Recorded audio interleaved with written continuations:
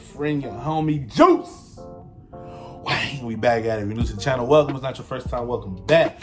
Casual Geographic. Why elephants don't think you're cute, because I'm fucking beautiful. Hey, let's get to it, man.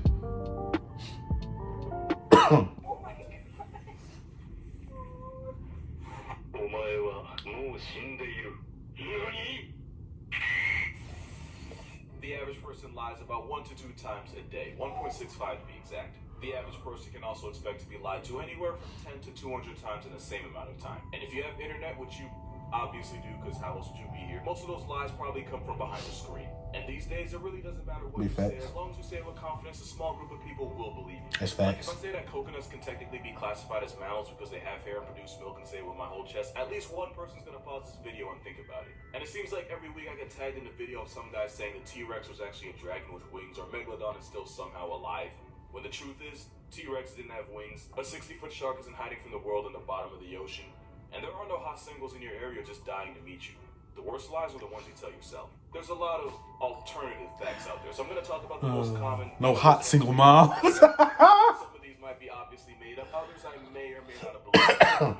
Either way, someone's feelings are definitely going to get hurt with this first one.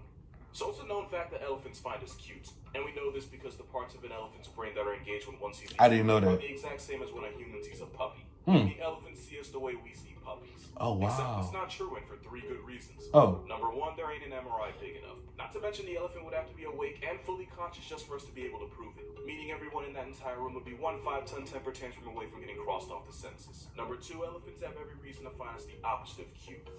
It's bad enough they're forced to share an area code with some of the most dangerous things alive. But add the fact that humans put an estimated 55 elephants on a shirt, not every week, but every 24 hours. For real? Elephants finding us cute would be like if people found Ted Bundy cute. Damn! That would just be ridiculous. Someone feels called out and they should be. And number 3, and when I tried to figure out where this fact even started, it turns out it came from a Twitter post back in 2017. And it also turned out that she got that fact from Tumblr. And disclaimer, it's not going to be the only fact we get from there. Long story short, if elephants actually found us cute, the global census would be at least 500 names heavier. But there's nothing cute about this next video. You was right. That shit is disgusting. So, you probably have some thoughts. The thing is, that exact clip will go viral once every couple of months. And one of the top comments is always the same. It's some guy saying camels spit their stomachs out their mouths to cool off, and 1,000 people having a panic attack over it. The truth is, any camel with his stomach ejected from its body isn't a camel. It was. You're looking at one less sand donkey in the world. What it actually is an organ called a doula. It's an inflatable extension of the upper palate that the male will flex to get a female's attention. Because that's really what it's all about. That's a flex? Deeper into rut, they'll even start foaming at their mouth to really show the world what type of time they're on. That's a flex? The balloon dangling from its mouth is basically a Batman symbol for camels that want to prove that hump isn't just something on his back. It can be a verb and it can also be a desire. Also, I know what you're thinking. I know. You might have even commented it already, so I'm just gonna say it. No, you can't pop it, and yeah, you should be on a list for even asking. But Sparkno's version, that's not a camel showing you its stomach, that's a camel that wants to get into yours. And it's not even the first time something like this has gone viral. Wow. That's because pelicans exist. Specifically, this picture exists, along with the thousands of people who genuinely believe pelicans will spit their spines out in a way to cool off in the heat. It started as a meme that people will now defend to the death like religion. What they're actually doing is a lot less dramatic. The truth is, this pelican is just yawning. When pelicans yawn, for real? Their bottom mandible gets stretched out over their neck under it. All it is just a pouch being flipped inside out. That's funny. Pelican evicting its own skeleton to cool off. That's funny. What this flying trash disposal actually does to cool off is go and fluttering. It's pretty much the bird version of panting. It works by exchanging the hot air from the throat and lungs with the cooler air from outside. I always learn something watching this man. Avoid overheating, without also having to negotiate half their spine. Believe me when I say this, pelicans are demonic enough on their own. Another common bird fact is that turkeys are so IQ deficient that they'll look up during a rainstorm and drown themselves. And then somebody will tell you it's true because their neighbor's dog's grandmother knew someone whose turkeys became a hashtag that way. First of all, turkeys aren't that stupid. Domestic turkeys? Yeah, you got me there. But go ask a hunter how dumb wild turkeys are and how easy they are to catch. You'll either get a 40-minute backstory or a few curse words under their breath. Turkeys that manage to survive in the wild are way smarter than they get credit for. As for the drowning in the rain thing, some turkeys get this condition known as tetanic torticollis spasms, or TT for short. And the SparkNotes version is that this neurological fumble can cause turkeys to cock their heads back facing the sky and be stuck there for up to a minute and sometimes longer. So the turkey isn't dumb enough to waterboard themselves in a storm. It's just some people that are gullible enough to believe it. Gotcha. It's probably the same people that believe this. Apparently, otters will show their babies to predators in order to make them feel compassion. Now, I'm not going to judge anyone who believes this, but I'm going to put it real blunt. There are a lot of threats to a sea otter's way of life. Two of them include the headliner for Jaws and a freed will, and trying to get sympathy from the same Oreo that regularly sends seals into orbit and stingrays to shout around the That's space crazy. death's doorbell. Now, you might argue it wasn't a sea otter in the picture. It's a river otter. Fair enough. Imagine an otter trying to guilt trip a prehistoric snare trap with his child.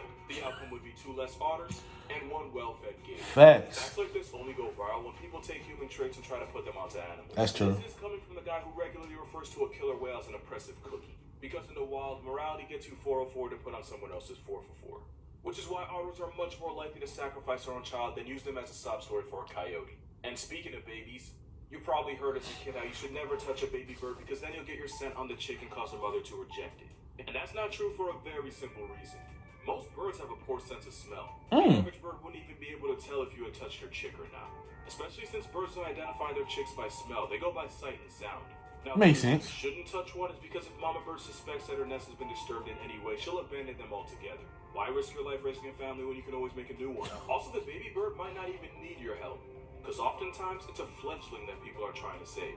Not knowing that fledglings are perfectly fine on the ground or are probably being supervised by parents nearby. But if those parents did because they see you manhandling their child, then the only thing you helped that baby was become an orphan. Basically, you'd be rescuing that bird the same way the dentist rescued Nemo.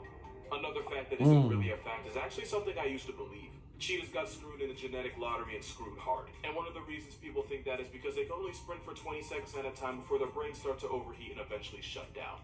Cheetahs are a genetic fumble and nothing will change my mind about that. But cheetah hunts don't end fast due to overheating.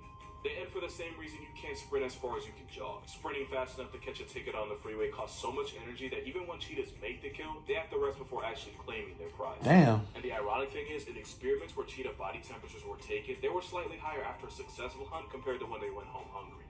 But it probably didn't have to do with the actual running. It probably had everything to do with the stress of knowing they're just one rogue leopard or a clan of hyenas or even a disrespectful vulture away from having sleep for dinner.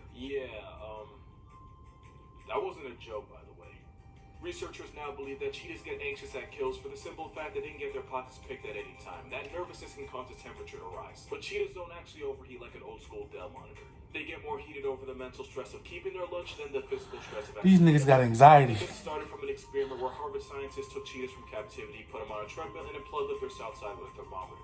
And before you say anything, we've done some weird things in the name of science, and that wouldn't even crack the top 10. But all it did was convince the world that cheetahs factory reset themselves if they run too long. Don't get me wrong, they're still low tier, but they're not that bad. Another thing people swear is fact is this one right here, and I'll admit it, knowing what I know about these tuxedo turkeys, I normally wouldn't put it past them. But 2 things. 1, this GIF is fake.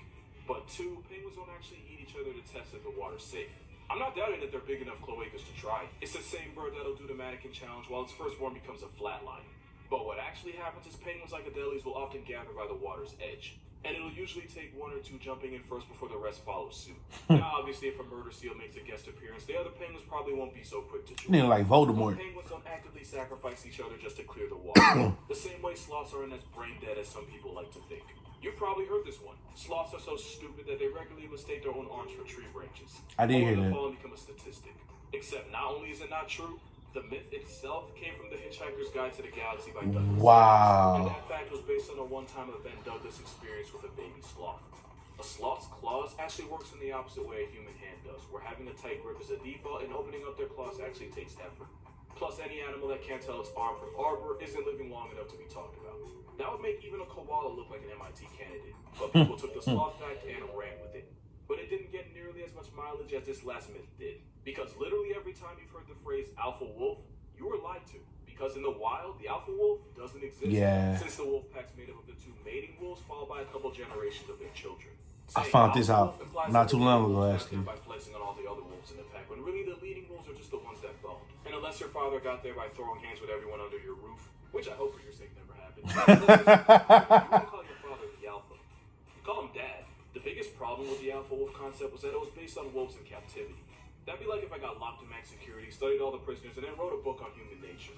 Either way, it's a myth. So So much so that the guy that helped popularize the term alpha wolf, David Meck, ended up doing a 180 and even trying to get his publisher to stop releasing his book on wolf ecology because of the myth. Especially since one of the biologists he referenced, Rudolf Schenkel, based his studies on observing wolves in a German zoo.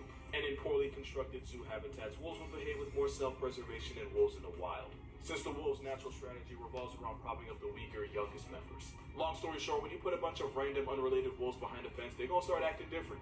Not unlike humans in max security. Because I think we can all agree whatever goes down in prison doesn't represent people in general.